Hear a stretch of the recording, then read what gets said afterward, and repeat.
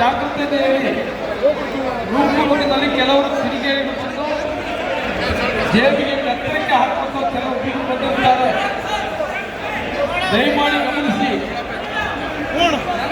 ಯಾರು ಮಾಡಿ ಹೋಗ್ತಾ ಇರಬೇಕು.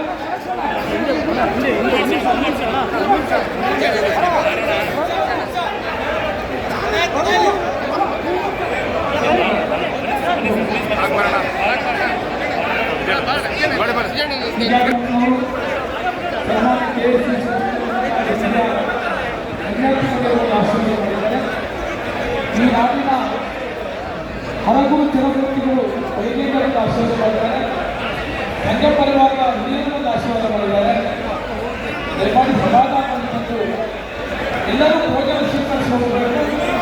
ನೀವು ಇಲ್ಲಿ ಬಂದು